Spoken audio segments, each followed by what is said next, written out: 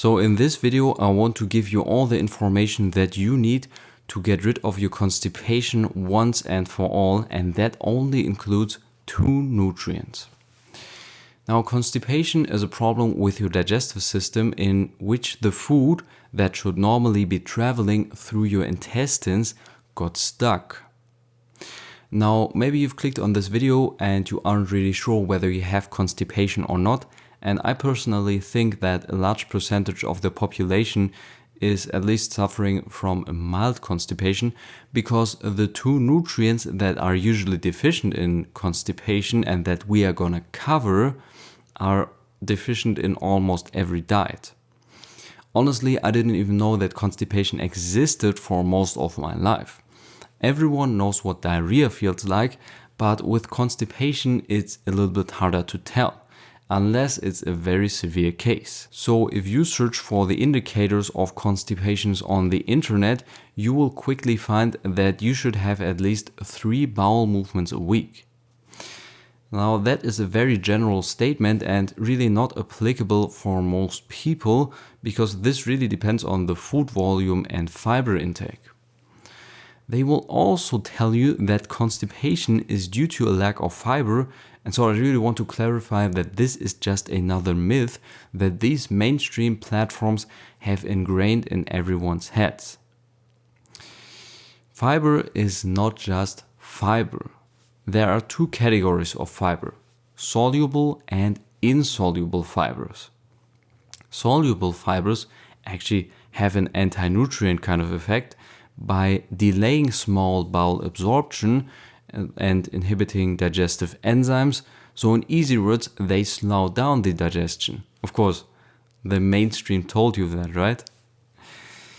Then there are insoluble fibers which don't get absorbed at all, and they increase the bowel frequency. And now you might say, yeah, that is the fibers that they are always talking about. Fiber isn't getting absorbed by your body, but by your microbes. No, I mean it. They do not get absorbed at all. Not by you and not by your microbes, at least like 80% of that. So the way that they increase your bowel frequency is by triggering reflex, because you have too much feces and your body wants to get rid of them. So you're just adding more feces kind of. Now, that is just going to increase malabsorption of your other foods because they're being pushed through the intestines a lot faster. And really, they have you want to flex with your bowel frequency or something?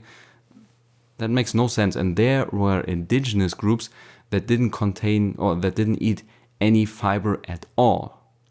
And also, there's people on carnivore that are not constipated, so they are only eating meat, and so they are not consuming any fiber, which is kind of unnatural for us to consume. So I'm not going to talk more about fiber. I'm also not saying that you should never consume fiber at all, but a lack of fiber does not cause constipation. So, what does? The way that your intestines push the food is by contracting and relaxing smooth muscles, and this results in a pumping action. So smooth muscles are a certain type of muscle that cannot really be controlled voluntarily, like your biceps, for example. And the intestines are surrounded by a smooth muscle. Now, the way that these muscles work is by our nervous system and parts of our brain that we cannot control for the most part.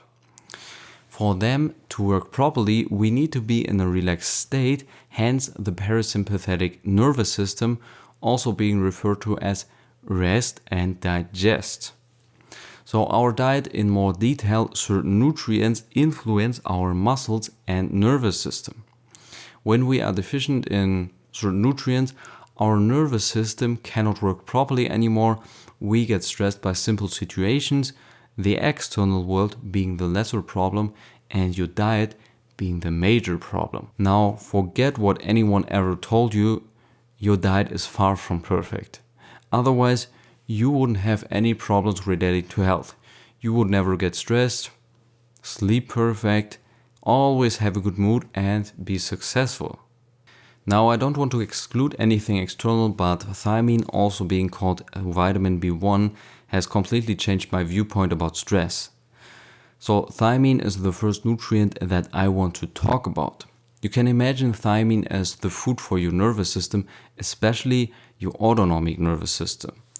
The less thiamine you have, the lower your heart rate variability, meaning the heartbeat can vary less, you cannot work out because you get fatigued immediately, and you also cannot relax because you will feel way too stressed, meaning you cannot enter the parasympathetic nervous system to rest and digest, and hence the pumping action of your intestines won't work and you get constipated.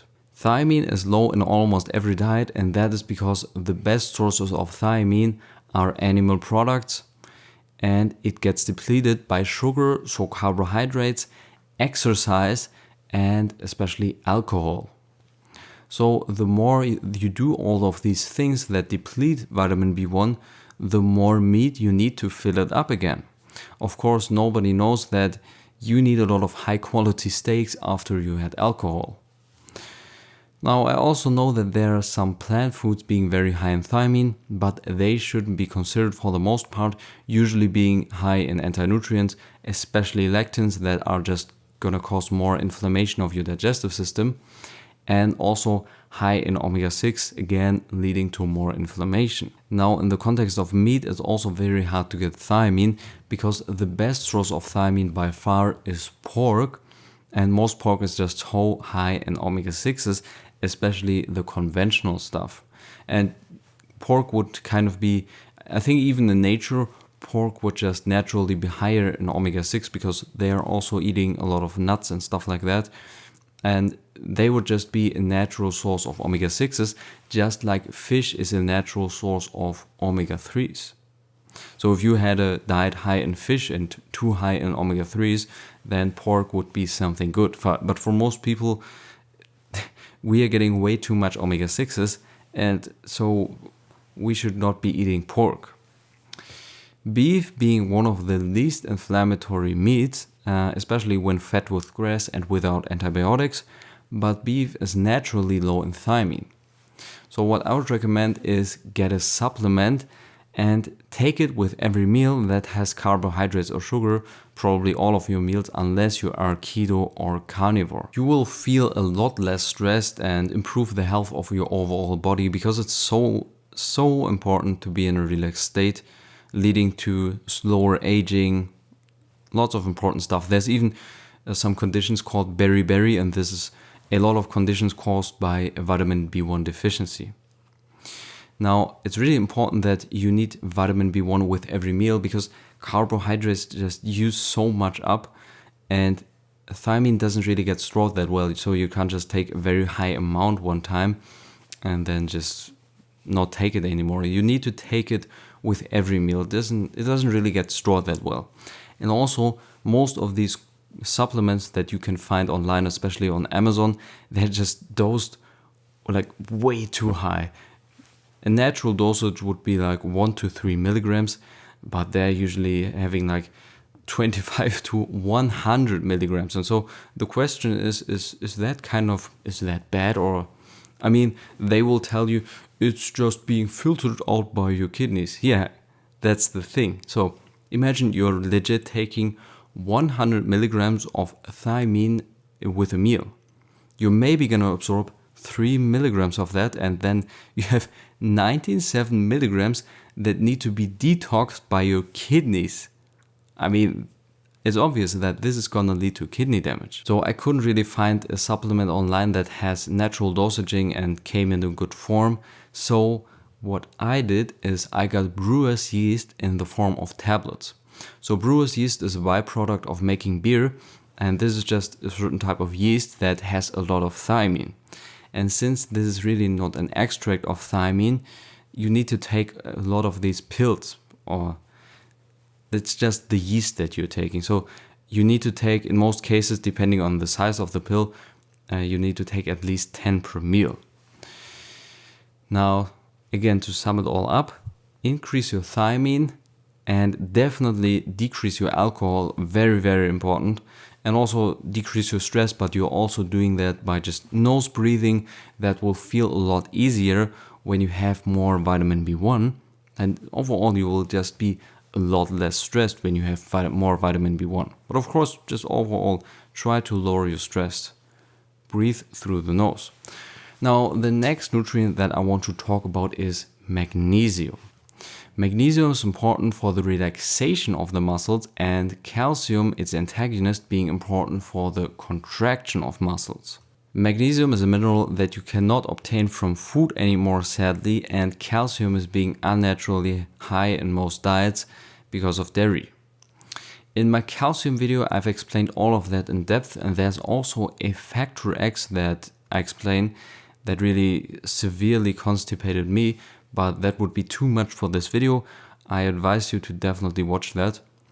And in the context of constipation, when you have too much calcium and too little magnesium, you get too much contractions of your smooth muscles, and so therefore you're not able to, or your body is not able to do that pumping action anymore. And so you're just having, instead of having contract, release, you're just having contract, and your food can't move anymore. So since we need to supplement, the magnesium supplement should be in the form of bisglycinate, and you should take at least 300 milligrams of it each day, maybe more. Just go with it, watch my calcium video and experiment how much feels good. Magnesium oxide, which most people have, absorbs very bad. Usually just 10% of the magnesium is actually being absorbed, and it often causes diarrhea, so the oxide, really bad. We don't want to have diarrhea. We are already, if you're having constipation, you don't want to go from constipation to diarrhea. This is just as bad as constipation itself. The only reason why diarrhea feels a little bit better in some cases is because it spikes your adrenaline. But this is, of course, again, especially in the long term, going to lead to faster aging, too much stress, not good. So the magnesium, thiamine, and the other factors that you should lower, especially alcohol, and again, watch my calcium video, should fix the people for around like 90% people. Now, if these things do not fix your constipation, then this could first of all indicate organ damage, for example, liver damage, because liver releases bile that lubricates the intestinal lining. And you should really also have adequate amounts of saturated fats and cholesterol in your diet to not become bile deficient. If you're having any concerns about cholesterol, watch my cholesterol video. But it could also indicate an inflamed colon that cramps. It's called irritable bowel syndrome, in short IBS, or even irritable bowel disease, IBD, but then you're usually having blood as well. And I had IBD for a short period of time. The way to fix it is vitamin D, and especially, like very important, a probiotic, like high quality. Most of the conventional stuff that you can find online, like these probiotics, do not work. I'm soon gonna make a video about how to make the best probiotic kind of that exists yourself, water kefir. So anyways, as always, for a sustainable, healthy diet, check out my other videos or write me an email for private consultations. And of course, have a good day, a good night, and a good life.